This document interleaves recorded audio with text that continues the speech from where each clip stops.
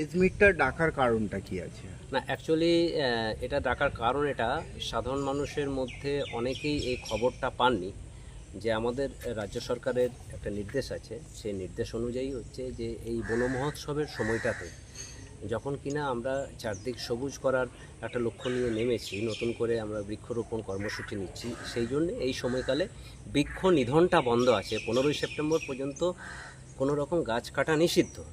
এটা অনেক মানুষ জানেন না, অনেকে চলে আসছেন কেন গাছ কাটতে পারবো না, কারো বিভিন্ন রকম অসুবিধা হচ্ছে। তো এইটা মূলত সাধারণ মানুষের মধ্যে এই বার্তাটা আমরা পৌঁছে দিতে চাই যে 15ই সেপ্টেম্বর পর্যন্ত কোনো রকম গাছ কাটার পারমিশন দেওয়া হচ্ছে না। এবং আমরা বরঞ্চ মানুষকে উদ্বুদ্ধ করছি আপনারা বেশি বেশি করে গাছ লাগান। এখন এই গাছ কাটা সংক্রান্ত বিষয়ে অনেক মানুষ আসেন আমার কাছে, বিভিন্ন ধরনের প্রশ্ন করেন, কারণ তাদের এটা সম্বন্ধে কোনো সম্যক ধারণা নেই যে আমার বাড়ির গাছ আমি কেন কাটতে পারবো না। আমার বাড়ির গাছ কাটবো, তার জন্য ফরেস্ট পারমিশন কেন লাগবে? মানে এটা একটা কিন্তু প্রত্যেককে জেনে রাখা দরকার যে যে কোনো গাছই ফরেস্টের আইন অনুযায়ী সেটা ফরেস্ট প্রডিউস হিসেবে ট্রিট হয়, সেটা জঙ্গল হোক বা কারো বাড়ি হোক। তাহলে সেক্ষেত্রে গাছ কাটার ক্ষেত্রেও West Bengal trees protection and conservation in non forest areas act 2006 এবং রুল 2007 অনুযায়ী তার কতগুলো নির্দিষ্ট গাইডলাইন এবং নির্দিষ্ট নিয়মকানুন করে দেওয়া হয়েছে।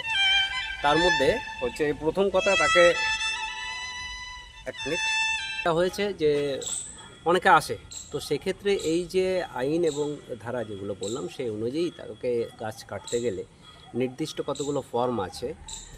যদি কারো ব্যক্তিগত জায়গা হয় সেক্ষেত্রে ফর্ম 1A-তে তাকে অ্যাপ্লাই করতে হবে, এবং সেক্ষেত্রেও গ্রিপসের মাধ্যমে 25 টাকা দিয়ে আবেদনপত্র তাকে জমা দিতে হবে, গ্রিপসের মাধ্যমে চালান কাটি। এরপরে তার এই যে যদি পঞ্চায়েত এরিয়া হয় সেক্ষেত্রে ফর্ম 1A-তে সে অ্যাপ্লাই করলো, তার সাথে সাথে ফর্ম 1C থাকছে যেখানে সংশ্লিষ্ট যিনি প্রধান আছেন তিনি রেকমেন্ড করবেন। তার সাথে তাকে তার কারেন্ট পর্চা দিতে হবে, তার সাথে জায়গা স্কেচ ম্যাপ দিতে হবে। এবং যে গাছগুলো কাটবে প্রত্যেকটা গাছকে নিয়ম হচ্ছে, ধরুন কারো 10টা গাছ আছে, 1 2 3 4 5 6 7 8 9 10 করে নাম্বারিং করতে হবে, এবং প্রত্যেকটা গাছের গোলায় এবং লম্বা কত আছে সেটা সেখানে নির্দিষ্টভাবে উল্লেখ করতে হবে। এগুলো করার পর যদি একাধিক অংশীদার হয় তাহলে বাকি অংশীদারদের কিন্তু নো অবজেকশন সার্টিফিকেট লাগবে। এইখানটাতে একটা সমস্যা হয়, সাধারণ মানুষরা বুঝতে পারে না। অনেক সময় দেখা গেছে আমাদের কাছে এটাও এসছে, ডানাতে বাঁহাতে কেউ সই করে নিয়ে চলে এসছে, বাকি অংশীদারদের সই হয়নি, যেগুলো পরবর্তীতে আইনি জটিলতার জায়গা তৈরি হয়ে যায়। সেজন্য আমরা বারবার বলেছি যে প্রকৃতই যিনি প্রত্যেকটা ওনারকে সই করতে হবে। প্রয়োজনে আমাদের যদি সন্দেহ হয় সেক্ষেত্রে তাকে হচ্ছে যে কোর্ট থেকে এক্সিকিউটিভ ম্যাজিস্ট্রেটের কাছ থেকে সেক্ষেত্রে এনওসিটা করিয়ে নিয়ে আসতে হবে, এফিডেভিটটা করিয়ে নিয়ে আসতে হবে। এবং অনেক সময় দেখা যায় এই যে এইগুলো করতে গিয়ে সাধারণ মানুষ এগুলো করতে পারছে না, কিছু অসাধু ব্যবসায়ী তারা হচ্ছে যে মানুষকে ভুল বুঝিয়ে অনেক সময় কেটে নিচ্ছে যে ফরেস্ট পারমিশন পাওয়া যাবে না। অ্যাকচুয়ালি ফরেস্ট পারমিশন পেতে গেলে এই নিয়মগুলোকে ফলো করতে হবে। আরও দু একটা কেস দেখবেন ইতিমধ্যে আপনারা, আমার সাংবাদিক বন্ধুরা এগুলোকে করেছেন। অনেক সময় দেখা যায় যে পঞ্চায়েতের সাথে সাধারণ মানুষের একটা বিতর্ক তৈরি হয়ে যাচ্ছে, পঞ্চায়েতের অংশ ইত্যাদি। তো সেগুলো কিন্তু সংশ্লিষ্ট পঞ্চায়েতকে, পঞ্চায়েত সমিতিকে এই বিষয়টা নিয়ে ভাবতে হবে। যে অনেক সময় দেখা যাচ্ছে পঞ্চায়েতের ল্যান্ড পঞ্চায়েত প্রধান অ্যাপ্লাই করলো, তাহলে সেক্ষেত্রে কিন্তু পঞ্চায়েত প্রধান অ্যাপ্লাই করলে সেখানে তার যে হায়ার টিয়ার থাকছে সেখানে পঞ্চায়েত সমিতি, সেই পঞ্চায়েত সমিতি থেকে এনওসি নিতে হবে। এই যে কতগুলো বিষয় আছে এইগুলোকে ফলো করতে হবে। কিছু কিছু গাছ আছে যে গাছগুলোর ক্ষেত্রে আমাদেরকে কিন্তু সিকিউরিটি মানি লাগে না, আদারওয়াইজ বাকি সমস্ত গাছের ক্ষেত্রে একটা গাছ কাটলে দুটো গাছ লাগাতে হবে, এটা কিন্তু তাকে ডিক্লারেশন দিতে হচ্ছে।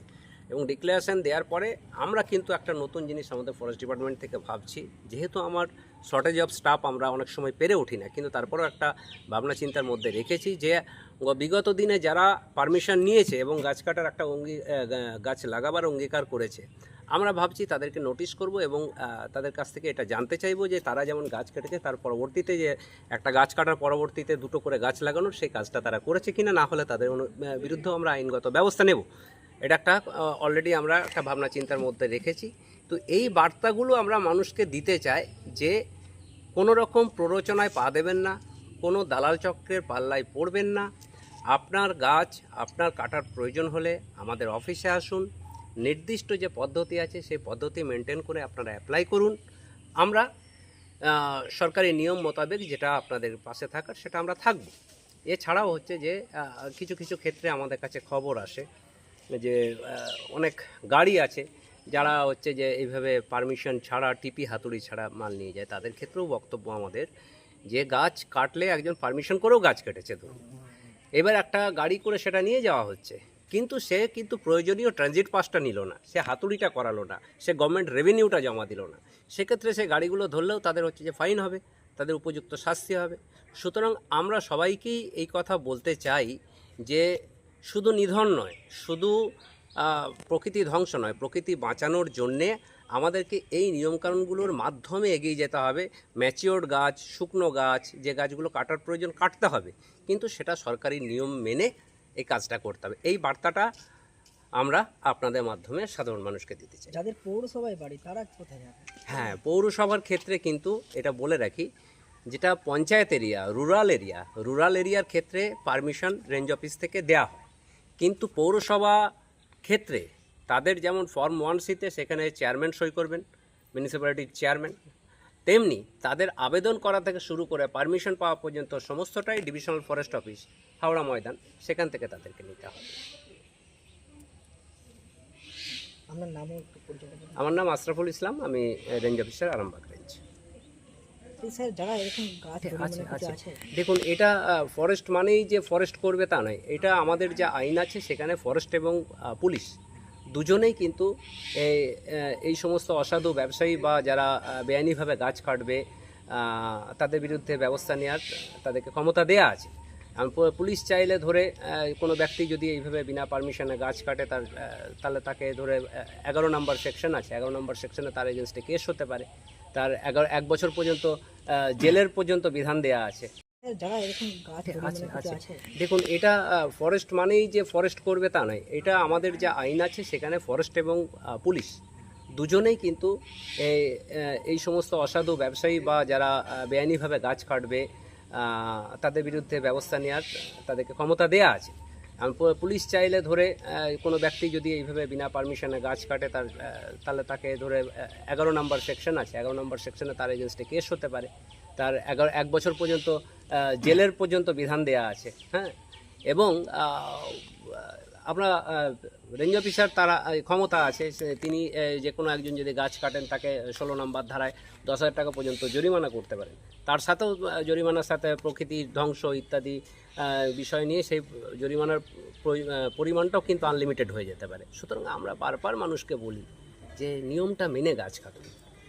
স্যার, একটা কথা, যিনি হচ্ছে গাছের মালিক তিনি যদি না আসতে পারেন সেই ক্ষেত্রে কি করেন? হ্যাঁ, এটার ক্ষেত্রে ধরুন কোনো একজন মানুষ অসুস্থ, সেই মানুষটি আসতে পারলেন না, তিনি তার কোনো মনোনীত ব্যক্তিকে তিনি অথরাইজেশন দেবেন যে আমি আসতে পারছি না, আমার হয়ে এই কাজগুলো করার জন্য আমি একে অথরাইজ করলাম, লিখিতভাবে অথরাইজেশন লেটার দেবেন, তবেই হচ্ছে যে সেটা হবে।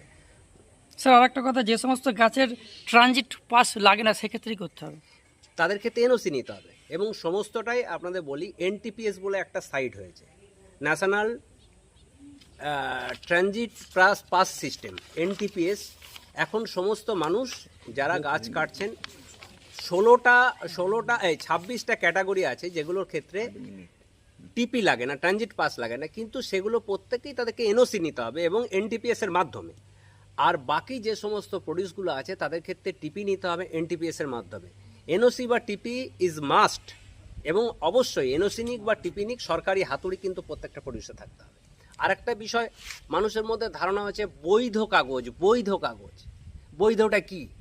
আমি একটা 10 জন অংশীদার আছে, আমি একটা এক্সাম্পল দিচ্ছি, আমি 10 জন অংশীদারের হয়ে একজন ডান হাতে বাঁ হাতে সই করে নিয়ে এলাম, এই দেখুন বাকিরা এনওসি দিচ্ছে, দ্যাট ইজ নট বৈধ, এটা বৈধ কাগজ নয়।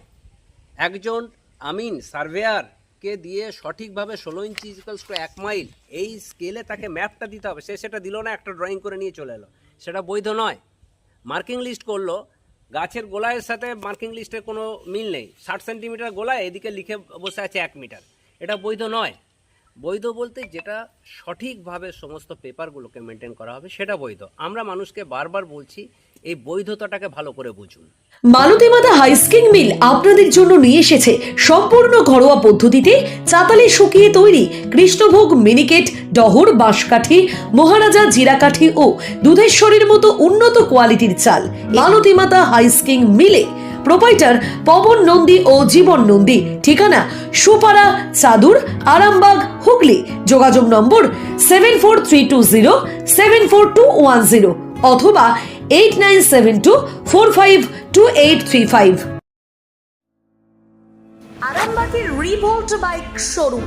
মাত্র 20 টাকা খরচ করে ব্যাটারি চালিত বাইকে করে যেতে পারবেন 150 কিলোমিটার পথ। এই বাইকের গতিবেগ প্রতি ঘন্টায় 110 কিমি। শুনতে অবাক লাগলেও বাস্তবে সত্য, তাই দেরি না করে আজই চলে আসুন। কেনাকাটার উপর থাকছে আকর্ষণীয় উপহার ও ইএমআই এর সুবিধা। ঠিকানা রিভোল্ট শোরুম, আরামবাগ পারুল মোড়, হুগলি। যোগাযোগ নাম্বার 7585822578।